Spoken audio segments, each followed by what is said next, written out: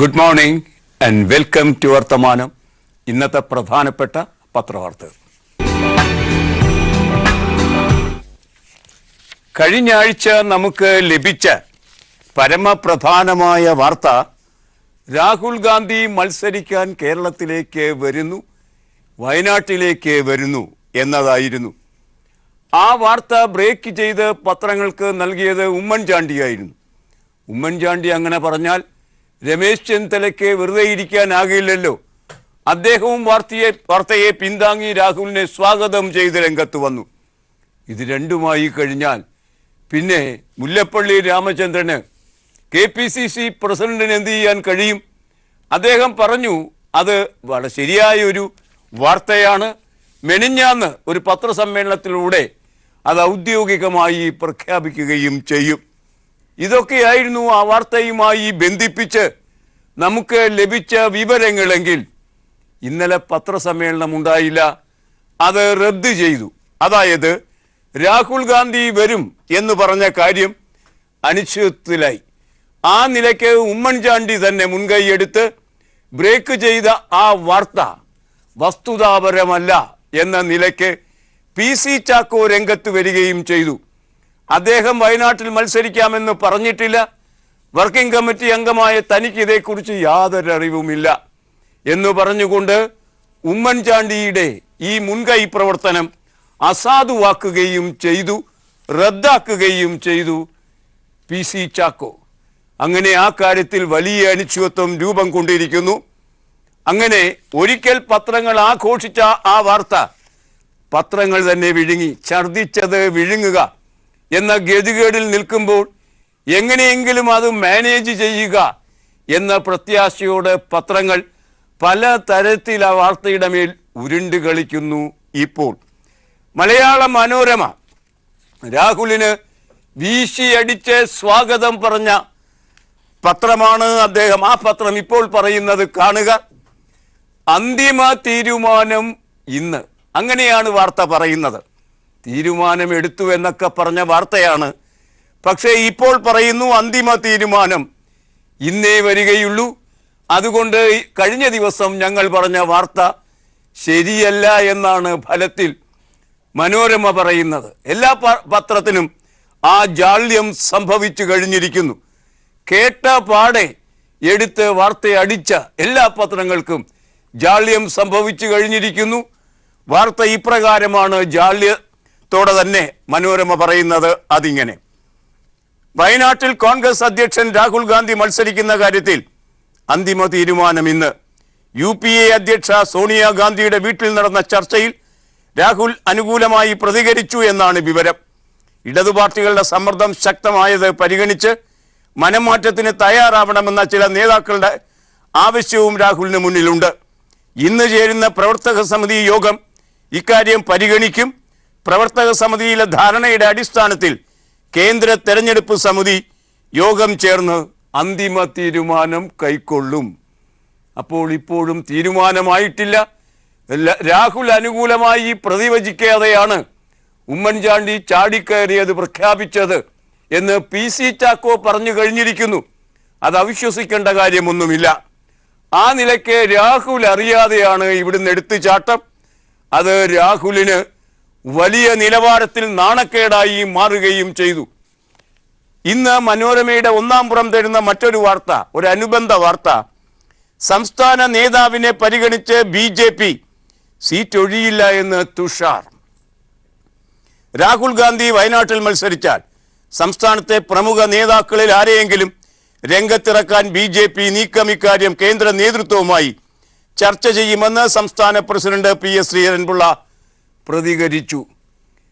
രാഹുൽ ഗാന്ധി മത്സരിക്കുന്ന ഒരു മണ്ഡലത്തിൽ ജയാപജയങ്ങൾക്കപ്പുറം ഇടിച്ചു കയറി നിൽക്കാൻ എല്ലാ ആളുകളും, എല്ലാ കാൻഡിഡേറ്റും ആഗ്രഹിക്കുക ഉണ്ടാവുക സ്വാഭാവികം. അതുകൊണ്ട് ഇപ്പോൾ നിയോഗിച്ച ആളെ മാറ്റി ഇപ്പോൾ ആ സീറ്റ് നൽകിയിരിക്കുന്നത് BDJS-നാണ്.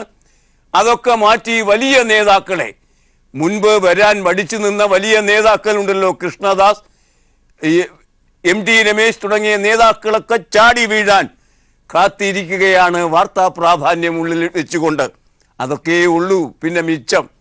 ഏതായാലും അത്തരമൊരു സാഹചര്യത്തിൽ BDJS ആ സീറ്റ് വിട്ടുകൊടുക്കാൻ തയ്യാറല്ല എന്ന് മാത്രമല്ല, അവിടെ സാക്ഷാൽ തുഷാർ വെള്ളാപ്പള്ളി മത്സരിക്കാൻ പോകുന്നു എന്നുകൂടി വാർത്ത വന്നതോടെ ഇതേ മുൻനിർത്തി BJPയിലും അലങ്കോലമുണ്ടായിരിക്കുന്നു. അങ്ങനെ വാർത്ത പുറത്തേക്ക് വിട്ട ഉമ്മൻചാണ്ടിക്ക് മാത്രമല്ല, സംസ്ഥാന കോൺഗ്രസ് നേതൃത്വത്തിന് മാത്രമല്ല, ഇതാ പത്രങ്ങൾക്ക് മാത്രമല്ല, BJPക്കും അതിൽ അലങ്കോലമുളവായിരിക്കുന്നു എന്നാണ് വാർത്തകൾ വായിച്ചാൽ നമുക്ക് മനസ്സിലാക്കാൻ കഴിയുന്നത്. ഈ കാര്യത്തിൽ സംഭവിച്ച ഒരു അപജയം നമുക്കിപ്പോൾ തിരിഞ്ഞു നോക്കിയാൽ മനസ്സിലാകുന്നത് ഉമ്മൻചാണ്ടിയുടെ വിടുവായത്തമാണ് ഇതിന് കാരണം. അതുപോലെ തന്നെ രമേശ് ചെന്നിത്തലയ്ക്കും മുല്ലപ്പള്ളിക്കുമൊക്കെ ഈ കാര്യത്തിൽ വലിയ പങ്കുണ്ട്. രാഹുൽ ഭക്തരുടെ ആവേശം കേട്ടപാടെ പത്രങ്ങളും അങ്ങ് കൊട്ടിഘോഷിച്ചു കൊടുത്തു. ചുരുക്കത്തിൽ അന്ന് പറഞ്ഞത് സത്യമായിരുന്നില്ല. രാഹുൽ കേരളം തെരഞ്ഞെടുത്തിട്ടില്ല.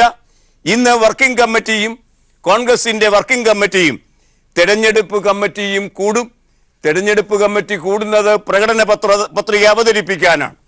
അതോടെ രാഹുലിന്റെ 2ാം സീറ്റ് അങ്ങനെ ഒന്നുണ്ടെങ്കിൽ അപ്പോഴറിയാം അതിൻ്റെ വിശദാംശങ്ങൾ.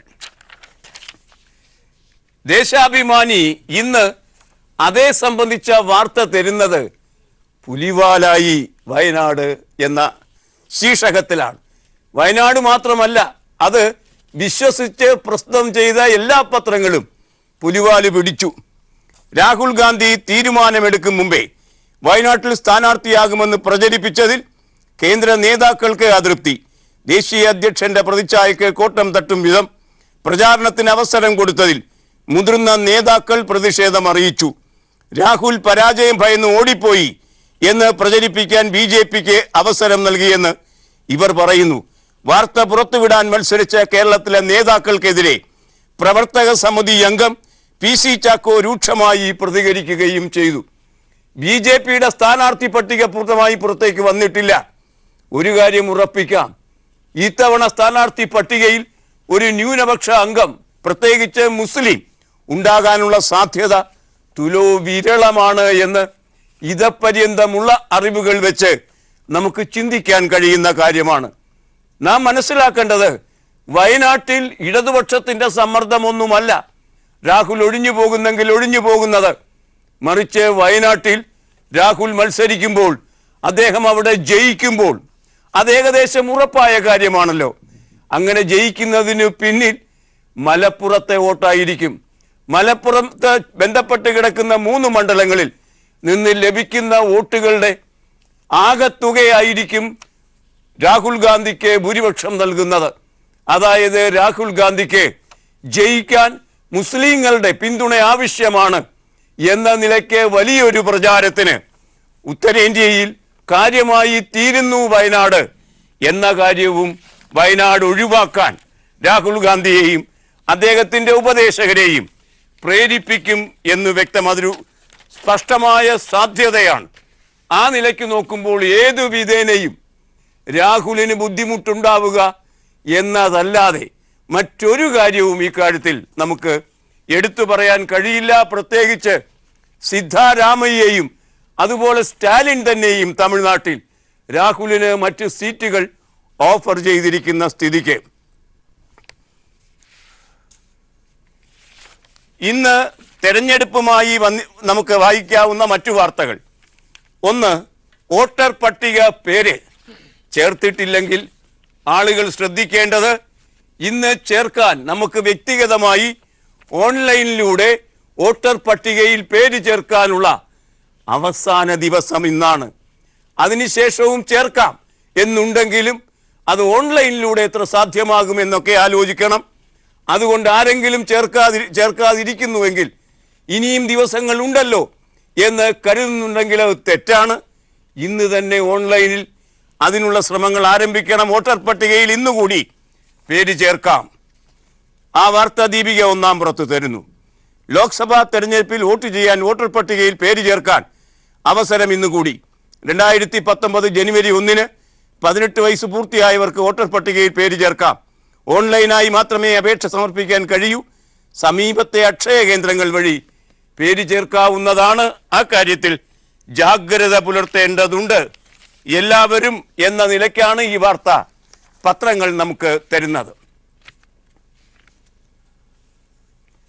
തെരഞ്ഞെടുപ്പ് രംഗത്ത് നിന്ന് വൈവിധ്യപൂർണങ്ങളായ വാർത്തകൾ നമ്മെ തേടിയെത്തുന്നുണ്ട്. ഭരണഘടനാപരമായ പ്രാതിനിധ്യം മുസ്ലിങ്ങൾക്ക് നൽകണമെന്നാവശ്യപ്പെടാൻ ചേർന്ന മുസ്ലിം സന്നദ്ധ വിഭാഗങ്ങളുടെ യോഗം, ആ യോഗം മതസൗഹാർദ്ദം തകർക്കുന്ന യോഗമെന്ന് വിലയിരുത്തി അവർക്കെതിരെ കേസെടുത്തു. റാഞ്ചിയിലോ മറ്റോ ആണ്. ആ നിലയ്ക്കുള്ളൊരു വാർത്ത ഇന്ന് പത്രലോകം തരുമ്പോൾ BJP ഏത് സാഹചര്യത്തിലും ഇസ്ലാം മത ന്യൂനപക്ഷത്തിന് യാതൊരു പ്രാതിനിധ്യവും നൽകാൻ തീരുമാനിച്ചിട്ടില്ല എന്ന് വ്യക്തമാക്കുന്ന ഒരു വാർത്തയായി അതും മാറുന്നു. നമുക്ക് ആ വാർത്തയുടെ വിശദാംശങ്ങളിലേക്ക് പോകാം ഒരു ചെറിയ പരസ്യ ഇടവേളയ്ക്ക് ശേഷം. മുസ്ലിം പ്രാതിനിധ്യം നേടി ആപ്പിലായ ആക്ടിവിസ്റ്റുകളുടെ ആ യോഗത്തിൻ്റെ വാർത്ത ഉയർത്തുന്നതിന് മുമ്പ് മറ്റൊരു കൗതുകകരമായ കാര്യം നാം ശ്രദ്ധിക്കേണ്ടതുണ്ട്. രാഹുൽ ഗാന്ധിയുടെ ആഗമനത്തെക്കുറിച്ച്, വയനാട്ടിലുള്ള ആഗമനത്തെക്കുറിച്ച് 2 ദിവസം പത്രങ്ങൾ ഭിന്നമായി വാർത്തകൾ അവതരിപ്പിക്കുന്നത് നോക്കുക. ആദ്യം ദിവസം മനോരമ വയനാട്ടിലേക്ക് രാഹുൽ എന്ന് കൃത്യമായി വാർത്തയിട്ടു. മാതൃഭൂമി രാഹുൽ വയനാട്ടിലേക്ക് അതൊന്ന് തിരിച്ചിട്ടു എന്നേ ഉള്ളൂ. ദേശാഭിമാനി രാഹുലിന് വയനാട്ടിൽ കണ്ണ്. മംഗളം വയനാടൻ സർപ്രൈസ്. മാധ്യമം രാഹുൽ വയനാട്ടിൽ മത്സരിച്ചേക്കും. ആ തർക്കം സൂചിപ്പിച്ചത് മാധ്യമം മാത്രമാണ്. ചന്ദ്രിക രാഹുലിന് സുസ്വാഗതം. വീക്ഷണം സ്വാഗതം സാരഥേ. കേരളകൗമുദി വരൂ രാഹുൽ വയനാട്ടിലേക്ക്. ദീപിക വയനാട്ടിൽ രാഹുൽ. ജന്മഭൂമി അമേഠിയിൽപ്പെട്ട് രാഹുൽ നെട്ടോട്ടം. ഇതാണ് അന്ന് പത്രങ്ങൾ പറഞ്ഞത് എങ്കിൽ ഇന്ന് പത്രങ്ങൾ രാഹുൽ വാർത്ത തരുന്ന രീതി കാണുക. ഇന്ന് പത്രം മാറ്റി പറയുന്നത് മനോരമ നേരത്തെ കണ്ടതുമാതിരി അന്തിമ തീരുമാനം ഇന്ന്, മാതൃഭൂമി രാഹുൽ തീരുമാനം ഇന്ന്, ദേശാഭിമാനി പുലിവാലായി വയനാട്, മംഗളം രാഹുൽ ഇന്നറിയാം, മാധ്യമം വയനാട്ടിൽ സസ്പെൻസ്, ദീപിക രാഹുൽ അനിശ്ചിതത്വത്തിൽ, കേരളകൗമുദി രാഹുലിന്റെ പേരിൽ വയനാട്, വീക്ഷണം അക്കാര്യത്തിൽ മൗനം പാലിച്ചിരിക്കുന്നു, ജന്മഭൂമി വയനാടിനും നാണക്കേടിനും ഇടയിൽ. അത് പത്രങ്ങളുടെ പേരിൽ പറയേണ്ടതായിരുന്നു, നാണക്കേടിൽ പെട്ടു പത്രം എന്ന്. ഇനി നമുക്ക് നേരത്തെ പറഞ്ഞ മുസ്ലിം പ്രാതിനിധ്യത്തെ സംബന്ധിച്ച സിറാജ് വാർത്തയിലേക്ക് പോകാം. കാണുക, മുസ്ലിം പ്രാതിനിധ്യം തേടി യോഗം ചേർന്ന ആക്ടിവിസ്റ്റുകൾക്കെതിരെ കേസ്. ലോക്സഭാ തെരഞ്ഞെടുപ്പിൽ മുസ്ലിം സ്ഥാനാർത്ഥികൾ കുറയുന്നതിനെ കുറിച്ച് ചർച്ച ചെയ്യാൻ യോഗം ചേർന്ന മുസ്ലിം ആക്ടിവിസ്റ്റുകൾക്കെതിരെ കേസ്. ജാർഖണ്ഡിലാണ് 16 പ്രമുഖ ആക്ടിവിസ്റ്റുകൾക്കെതിരെ FIR രജിസ്റ്റർ ചെയ്തത്. മതസൗഹാർദ്ദം തകർക്കാൻ ശ്രമിച്ചു എന്നതാണ് കുറ്റം. മുസ്ലിം ഭൂരിപക്ഷ മേഖലയിലെങ്കിലും മുസ്ലിം സ്ഥാനാർത്ഥികളെ നിർത്താൻ രാഷ്ട്രീയ പാർട്ടികൾ തയ്യാറാകണമെന്ന് മാത്രമാണ് ആവശ്യപ്പെട്ടതെന്ന് യോഗത്തിൽ പങ്കെടുത്ത ആക്ടിവിസ്റ്റുകൾ ദി കാരവൻ മാഗസിനോട് പറഞ്ഞു.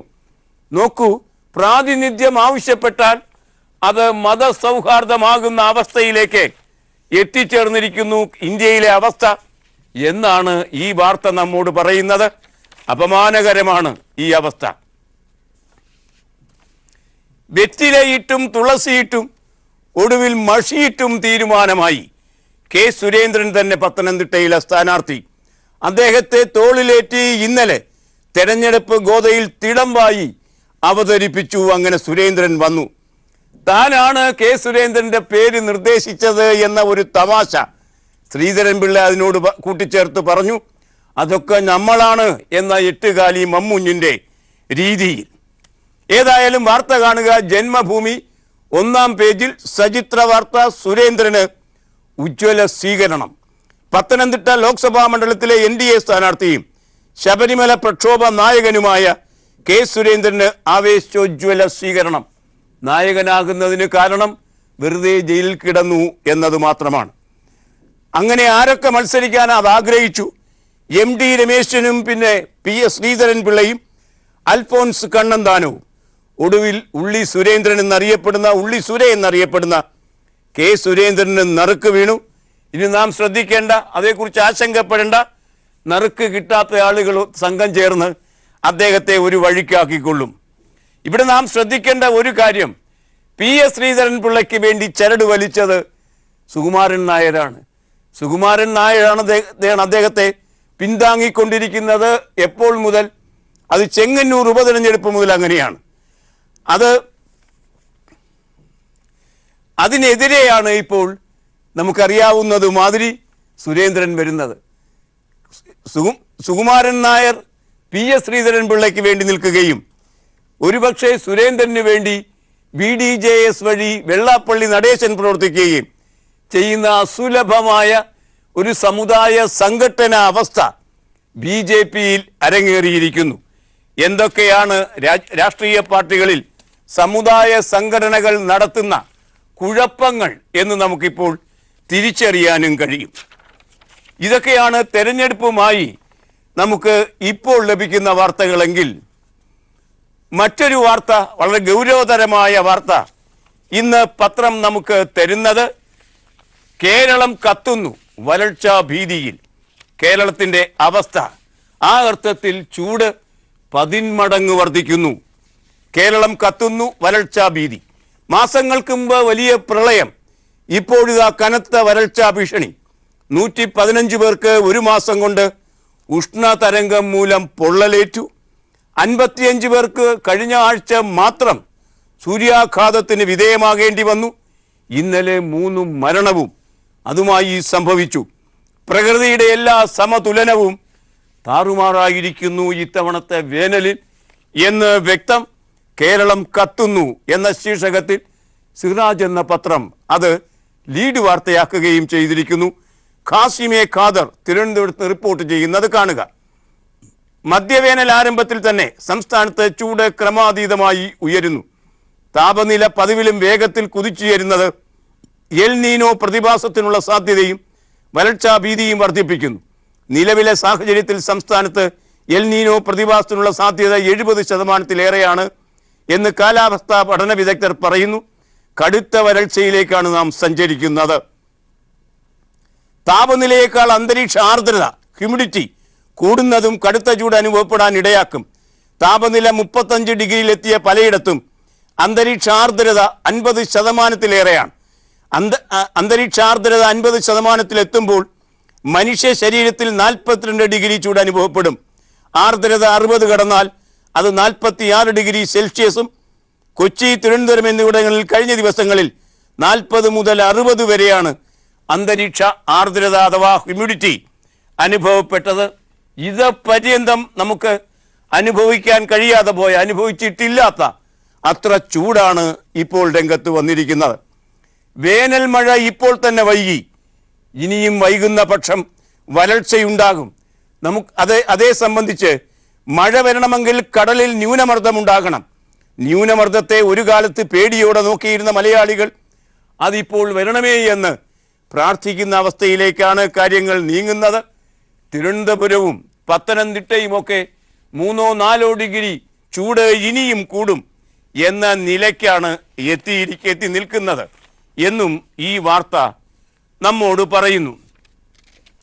4 ലക്ഷം വരെ സഹായം. സൂര്യതാപം പ്രകൃതി ദുരന്തമായി കണക്കാക്കി മാർച്ച് 11-ന് സർക്കാർ ഉത്തരവിറക്കി.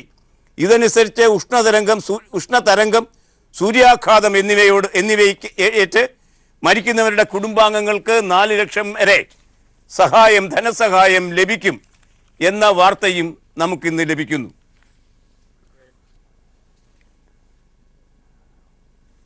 ഇന്ന് മാതൃഭൂമി എന്ന പത്രം ഒരു ലോകോത്തര വാർത്ത, നമുക്ക് മലയാളിക്ക് അഭിമാനിക്കാവുന്ന ഒരു ലോകോത്തര വാർത്ത എത്തിച്ചു തരുന്നു. അർബുദത്തെ തോൽപ്പിക്കുന്ന രംഗത്ത് ഒരു മലയാളി തിരുവനന്തപുരത്ത് ശ്രീചിത്ര SCTയിൽ ഗവേഷക അക്കാര്യത്തിൽ വലിയൊരു കണ്ടുപിടുത്തം നടത്തിയിരിക്കുന്നു. വലിയ വാർത്തയായി പരിവർത്തിക്കാൻ സാധ്യതയുള്ള ആ വാർത്ത മാതൃഭൂമി 1-ാം പേജിൽ തരുന്നു. അതിലേക്ക് പോകാം മറ്റൊരു ചെറിയ പരസ്യ ഇടവേളയ്ക്ക് ശേഷം. ആ വാർത്ത മാതൃഭൂമി 1-ാം പുറത്ത് തരുന്നു. അർബുദത്തെ തോൽപ്പിക്കാം, പരീക്ഷണം വിജയത്തിനരികെ. അർബുദം ചികിത്സാരംഗത്ത് വിപ്ലവകരമായ മാറ്റങ്ങൾക്ക് വഴിയൊരുക്കുന്ന കണ്ടെത്തലുമായി Sree Chitra Tirunal institute for medical sciences and ടെക്നോളജിയിലെ ഗവേഷകർ ക്യാൻസർ കോശങ്ങളെ ഇല്ലാതാക്കാൻ ഞരമ്പുകളിലൂടെ കുത്തിവെക്കാവുന്ന മരുന്ന് എലികളിൽ പരീക്ഷിച്ച് വിജയിച്ച് ക്ലിനിക്കൽ പരീക്ഷണത്തിനായി അവർ അത് കൈമാറി. നാട്ടിൽ സാധാരണ കാണുന്ന ഒരു ചെടിയിൽ നിന്നുള്ള ഏക തന്മാത്രാ രാസപദാർത്ഥം ഉപയോഗിച്ചാണ് മരുന്ന് വികസിപ്പിച്ചത്. കൂടുതൽ പരീക്ഷണങ്ങൾക്കും മറ്റുമായി ഒരു സ്വകാര്യ കമ്പനിക്ക് ഇതിൻ്റെ സാങ്കേതികത കൈമാറി. മനുഷ്യരിൽ ഈ മരുന്നിൻ്റെ ഫലം വിലയിരുത്തിയ ശേഷമാകും വാണിജ്യാടിസ്ഥാനത്തിൽ നിർമ്മിക്കുക. ഏറെ ചിലവേറിയതിനാലാണ് മറ്റൊരു കമ്പനിക്ക് ഗവേഷണ ഫലം കൈമാറിയത്. ചെടിയെക്കുറിച്ചുള്ളതുൾപ്പെടെയുള്ള വിശദാംശങ്ങൾ ഇപ്പോൾ വെളിപ്പെടുത്തുന്നില്ല. ഇന്ത്യൻ കൗൺസിൽ ഓഫ് മെഡിക്കൽ റിസർച്ചിൻ്റെ പഠനത്തിൻ്റെ ഭാഗമാണ് ഡോക്ടർ ലിസി കൃഷ്ണൻ്റെ നേതൃത്വത്തിലുള്ള സംഘം മരുന്ന് വികസിപ്പിച്ചത് എന്നും ഈ വാർത്ത പറയുന്നു.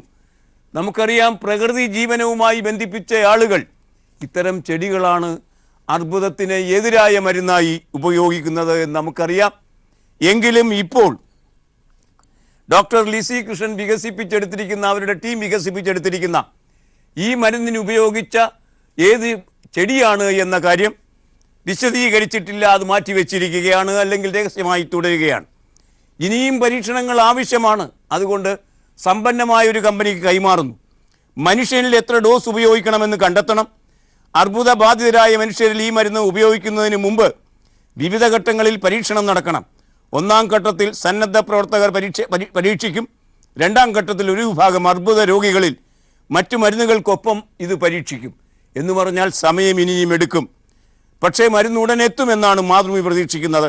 അതുമാത്രമല്ല, ഈ റിസർച്ചിന് നേതൃത്വം കൊടുത്ത ലിസി കൃഷ്ണൻ പ്രതീക്ഷിക്കുന്നത് പുതിയ മരുന്നിൻ്റെ ശേഷി ലാബ് പഠനങ്ങളിലും മൃഗങ്ങളിൽ നടത്തിയ പഠനങ്ങളിലും തെളിയിക്കപ്പെട്ടു കഴിഞ്ഞു.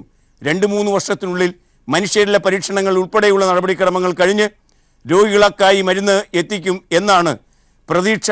പേറ്റന്റിനും അവർ അപേക്ഷിച്ചതായി ഡോക്ടർ ലിസി കൃഷ്ണൻ, അവർ സീനിയർ സയൻറ്റിസ്റ്റ് ശ്രീജിത്ത് റയിലെ, അവർ പ്രതിവചിച്ച കാര്യവും ഈ വാർത്തയിൽ നമുക്ക് വായിക്കാൻ കഴിയുന്നുണ്ട്. ഇന്ന് മാതൃഭൂമിയുടെ ഒന്നാം പുറം തരുന്ന മറ്റൊരു വാർത്ത, കുരങ്ങുപനി വയനാട്ടിൽ ഒരാൾ മരിച്ചു. കുരങ്ങുപനി ബാധിച്ച് വയനാട്ടിൽ ഒരാൾ മരിച്ചു. അപ്പപ്പാറ കുടുംബാരോഗ്യ കേന്ദ്രം പരിധിയിൽ ഉൾപ്പെടുന്ന ബേഗൂർ പുളിയടി കോളനിയിലെ സുന്ദരനാണ് മരിച്ചത്. ആ നിലയ്ക്ക് കുരങ്ങുപനിയും ഇവിടെ എത്തിച്ചേർന്നിരിക്കുന്നു. അതിവിടെ ഉണ്ടായിരുന്നു, അതിന് ഒരു മരണം സംഭവിച്ചിരിക്കുന്നു. മറ്റൊരു പ്രധാനപ്പെട്ട വാർത്ത BJPയുടെ ഒരു പ്രസ്താവമാണ്. രാഹുൽ വരുമാനം മറച്ചുവെക്കുന്നു എന്ന് BJP. 10 വർഷത്തിനിടെ രാഹുലിൻ്റെ വരുമാനം വളർന്നത് 7 കോടി ആണ് വളർച്ച എന്നും പറയുന്നു. മനോജ് മേനോൻ ആ വാർത്ത തരുന്നത് കാണുക. കോൺഗ്രസ് അധ്യക്ഷൻ രാഹുൽ ഗാന്ധിക്ക് കോടികളുടെ അനധികൃത സമ്പാദ്യമെന്ന് BJPയുടെ ആരോപണം. ആ വാർത്തയും മാതൃഭൂമി ഒന്നാം പുറത്ത് നമുക്കിന്ന് തന്നിട്ടുണ്ട്.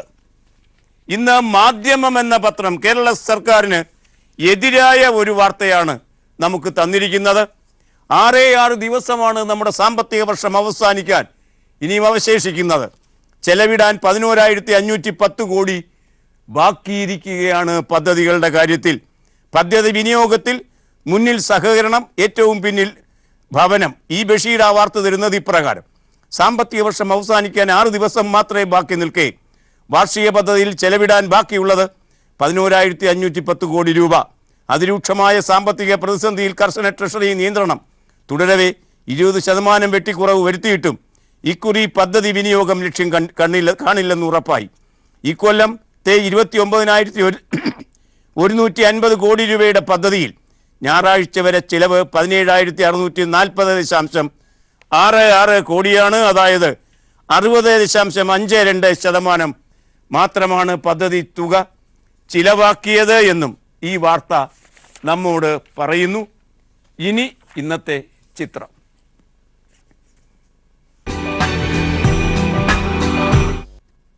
ഇന്ത്യയിൽ ആദ്യമായി ലോട്ടറി പ്രയോഗക്ഷമമാക്കിയത് കേരളത്തിൽ നിന്നാണെന്നും അത് കേരളത്തിലെ ഒരു മന്ത്രിയുടെ തലയിൽ ഉദിച്ച ഒരാശയവുമാണ് എന്നും 67 മറ്റോ PK കുഞ്ഞാണ് ആ മന്ത്രി ആണെന്നുമൊക്കെയുള്ള ധാരണ ശരിയല്ല എന്നാണിപ്പോൾ പറയപ്പെടുന്നത്. തമിഴ്നാട്ടിലെ ഭാഗ്യഗോപുരം പണിയാൻ, അതും സുചീന്ദ്രത്തിൻ്റെ ഭാഗ്യഗോപുരം പണിയാൻ 144 വർഷത്തിന് മുമ്പ്, 1.5 നൂറ്റാണ്ടിന് മുമ്പ് ആണ് ലോട്ടറി ഇന്ത്യയിൽ ആരംഭിച്ചത് എന്ന് വാർത്ത വന്നിരിക്കുന്നു. ഈ ചിത്രം കാണുക. ഇതാണ് ആ ഭാഗ്യഗോപുരം അഥവാ ശുചീന്ദ്രം ക്ഷേത്രത്തിൻ്റെ ഭാഗ്യഗോപുരം, ക്ഷേത്രത്തിൻ്റെ ശിലാഗോപുരം. അത് ശിലാഗോപുരം ഒരിക്കൽ ഇടിമിന്നലേറ്റ് ഉടഞ്ഞപ്പോൾ ലോട്ടറി പണം കൊണ്ട് പണിത ഗോപുര ദൃശ്യം വി ജയകൃഷ്ണൻ പകർത്തി ഇന്നലെ മലയാളം മനോരമ നമുക്ക് തന്നിരിക്കുന്നു. ഈ ചിത്രത്തോട് ഇന്നത്തെ വർത്തമാനം സമാപിക്കണേ. Nice day, good bye.